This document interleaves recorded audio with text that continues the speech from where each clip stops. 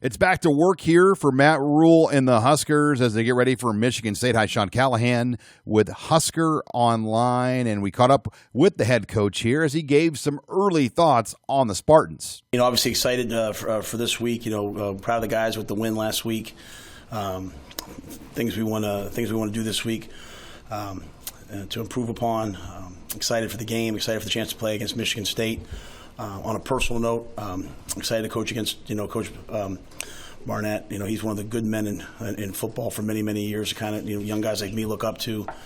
Spent several years there. Was at Florida State. I think what he's done for his alma mater. He was an All-American there. He's a great player there. What he's done for his alma mater, stepping in and filling the void, I have a lot of respect for. So, a lot of respect for this football team. I know Coach D'Antonio's back with them. They're really physical up front. In the upper half in the Big Ten in rush defense. So it's a challenging matchup for us with the way that we play. So it should be a heck of a game. Last week, the Huskers had to work in 3 new offensive linemen with the injuries. And all in all, Rhule was pretty pleased how things turned out. I thought they played well. Yeah, I thought it says 3 sacks, but 2 of those are on the quarterback. And I say on the quarterback, I'm not mad at them about it. Like we play, right?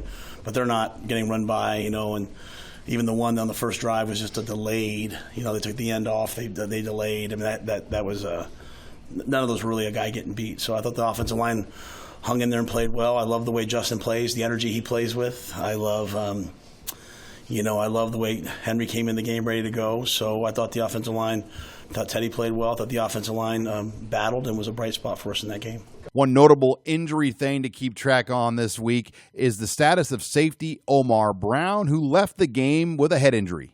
Yeah, Omar's in the protocol, so we'll wait and see what happens. And one of the things Rhule addressed here is just the challenge of keeping this team level-headed with the 5-1 run they're currently on. Yeah, but I want them to have positivity, right? Like, I think when you come to a place like Nebraska has won so much that in history that if it doesn't look like the 97 team, I mean, all I hear people tell me is, well, it was ugly. I'm like, okay, 31-14 wasn't too ugly to me, right? So, everyone, I understand it. I'm not complaining about it. When I say these things, I'm saying it for the players. Right? I mean, like, everyone has to have a take. I mean, I don't know how many people follow you if everything you get up there and say on your things are super positive, right? I mean, so you have to find something to talk about. But I thought we did a lot of positive things in the game. I thought we did a lot of negative things in the game. So it's just the truth's always there, right? Let the tape be the truth, right? So we have the same process on Sundays. Come in and watch the tape. It's almost on the vice versa on offense. Like I told the offensive guy, I told the staff, I said, I went after the offensive staff up because I want 24 points, and I want 40% on third down, and I want to win the turnover battle. And we scored 24 points on offense. We were 43% on third down, but we lost the turnover battle. So we're last in the nation right now in fumbles. We're last in the nation in fumbles lost. That falls squarely on my head. But a lot of the other things, with the amount of guys down and, to go out there and score 24 points against Purdue, I mean, that's not easy to do. Just Purdue can play defense. That number 5, man, something else. Number 4, he's something else. But we knew it going in, right? So to have young receivers go out there and make those plays, like, I think Jalen Lloyd came to our house on Thursday night. I think he told Julie he was going to score 2 touchdowns. He was a confident little guy and went out there. And I say little guy in a fun way. He's a grown man. But, he went out there and he made plays. So it's just the truth somewhere in the middle, right? It's not, I hate it. The special teams, did they play well or did they not play well? Well, I don't know. We put the ball on the ground twice, but we also scored a touchdown and nailed a 55-yarder. So it's not good and bad. It's just somewhere down the middle. And we have to improve, right? We have to improve. Because these games are going to come down to the fourth quarter, and there's things that we can do better. As for what the Huskers have hung their hat on, Rhule said the formula has been pretty simple. Well, we're on offense, because no one says much good about the offense right now, right? We're still first in the Big Ten in rushing. We're still first in the Big Ten in rushing yards per game. We're still first in the Big Ten in 10-plus yards rushing, 10-yard rushes, which I think is a pretty cool little stat I try to keep. So that, if you're normally doing that, people don't say how the O-line play, right? Like, they kind of know, well, if you're first in rushing and you run the ball and people know you're running it and you're still first in rushing, you're probably pretty decent at something, right?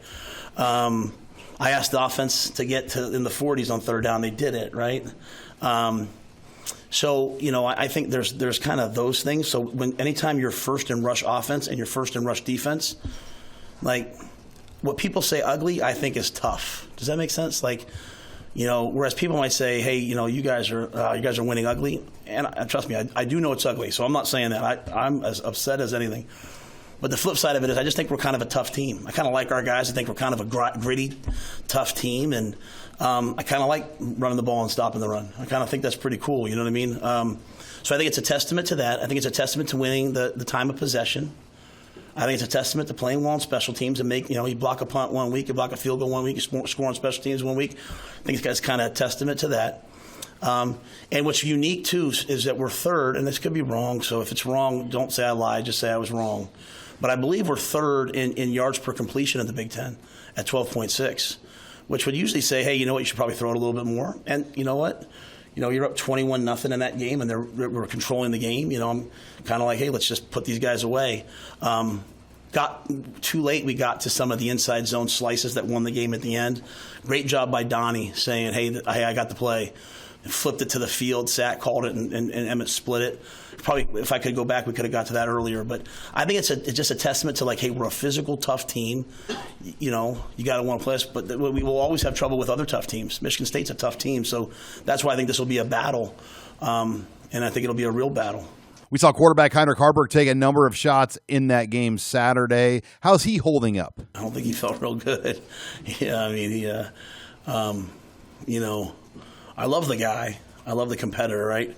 I kind of said to him what I said to you guys. I didn't want to say anything in here that I wouldn't say to them. I said, well, the one was your own dang fault, right? Like, and he said, Coach, that guy could have come off the sideline for all I know. I didn't see him. So, I mean, I love the competitor. I think he's caught in the middle right now, and I have to do a better job as a head coach sometimes of, hey, I don't want to slide. But he kind of slows down right before contact. The week before, I thought I was hesitant. This week, I think he's just not quite sure what to do, and he hasn't played a super ton. So we're going to work on that this week because both fumbles, the play was dead. He knew he was done. We just probably needs to get down on those plays, and not because he's a sheep, but he just probably needs to skip a rock and get an extra yard, and we'll just play 2nd and 9. So we're trying to make sure as a staff, like we took a lot of time this morning as a coaching staff to go back through ourselves.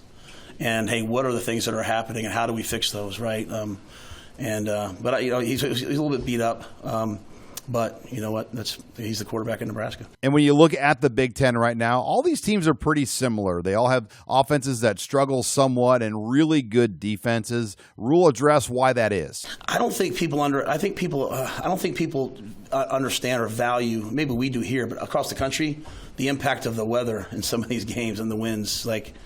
I mean, those winds, like the ball Tommy picked off, Tommy's going to want to fight me, but like he threw that into the wind now.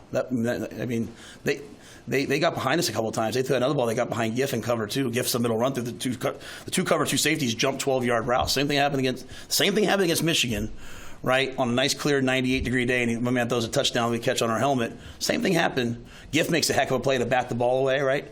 But he's also throwing that those winds are severe. Like there's times where we're out there and we're like the option pass. We would have preferred to have called that that we hit to Jalen. We were going to call that in the first quarter, you know what I'm saying? Just the wind kind of felt swirling and all those different things. And so now we ended up throwing that ball with the wind, and I almost looked like maybe it was going to be overthrown at once, but Jalen's so fast. So I think the wind and the elements is a real factor. I think I heard Alvano say it, he kicked a 55-yarder in those elements. It wasn't, 80 degrees in Jacksonville, Florida. So I think those are some of the things that are there. And then, other than that, I don't know. I mean, you see a change in the league now going to some teams that are – you see some, going to some teams that are more spread, right? So, Purdue obviously was a spread offense. Wisconsin runs the ball a ton. They have some, a lot more 11 personnel. So, other than that, I don't know, but I do think the weather's a real factor. We might also see this week Marquise Buford out there with his 4 games he has available to play, and even some of the freshman linemen like Sam Sledge and Gunnar Gatula. Yeah, Sledge and Gatula would be up for these next 4 games if needed, if they're needed on the PAT field goal team or if we have an injury so they're ready to go. So that was kind of the plan all along. Keys tried to practice a little bit last week. Was sore each day afterwards. So, I don't know if he'll be ready to go or not this week. We'll have to wait and see. Probably be a game time decision, in terms of, hey, he wants to go, but is he ready to go? But, we'll practice him. And really, I wouldn't know anything until we'll have Tuesday practice. Can he practice on Wednesday? And then after he goes Tuesday, Wednesday, how does he feel on Thursday? Because the last thing I want to do is in any way do anything to hurt Marquise Buford. I mean, he's not only a talented player, but a great teammate. And it's really interesting to see him because he's been kind of like in the mix but off to the side. And so his perspective, I think, on football is really cool right now because he kind of sees it sometimes as a coach and sometimes as a player.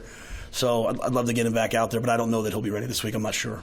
Rhule was happy to see cornerback Quentin Newsome as well honored here by the Big Ten Conference as Special Teams Player of the Week. Yeah, very fired up for Quentin, and I should have said that in my opening remarks. They told me that earlier. If he doesn't jump on that fumble, the game might be different on the punt return, right? But the fact that you have a senior who's out there playing on the punt return team, I think that who speaks a lot to him. He's an NFL player, and he's out there playing on the punt return team. That we can make you do that, but we're not making him do that. He's helping the team. So I appreciate that. I appreciate what he did on the field goal block. I mean, he's exactly where he's supposed to be. But then he also brings his own unique talents. Like Willie Mays caught that ball right over the top of his head. So excellent play. So he's a great competitor, fiery. I think the guys respect him. We can't play defense the way we're playing without guys who can play man. And him and Tommy and Malcolm and Giff and Omar and Phelan, they're doing a great job. Running back Emmett Johnson also continues to come into his own. Yeah, I think Emmett's the guy that can do the most things. And I don't want to say that bad about anyone else. I just think he's really versatile, right? He can catch the ball out of the backfield. He can run between the tackles. He can run outside the tackles. He can run in 4 minutes because he's going to have excellent ball security. But he also picks up the blitzes, and so on the one drive where it was 14 plays, 12 plays, whatever it was, that was a couple different third down conversions. That's a third down conversion to Jaden Doss, where they blitz the linebacker and Emmett steps up and strikes him and blocks him. So I think Emmett just does whatever's needed. And I was happy that he had the long run because, it's one thing to be, hey, I can do everything, I'm sturdy. But when you realize, hey, I can make people miss and go too, then it changes everything. So that's a talented running back room we have. We need to get more out of the room, and that's not them, that's us as coaches. Utilizing those guys. Like Fleeks came in and was like a shot in the arm, and then we just didn't get back to it enough. Now obviously, if you punch a guy and it costs us 15 yards, that's a problem, and Josh knows that. But I think we just have a lot of good players in that room, and Emmett just being really versatile to help us in a lot of different ways. And then finally, the recruiting class for Nebraska continues to grow by the day. We haven't even hit portal season. Rhule address what his thoughts are on the overall numbers. I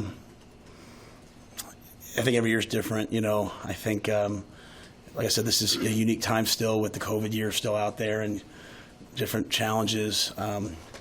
So I think, I personally have always believed like your first two classes are so important to set the foundation for what you're going to do. I think when you look at the guys that came in last year, as I said after the game, when I called the freshmen up to eat, I was like, geez, we got some good players.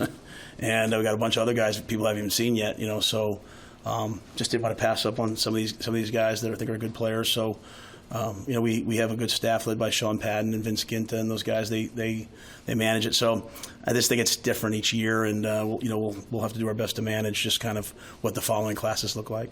Reporting here with the Nebraska football team in Lincoln, I'm Sean Callahan with HuskerOnline.com.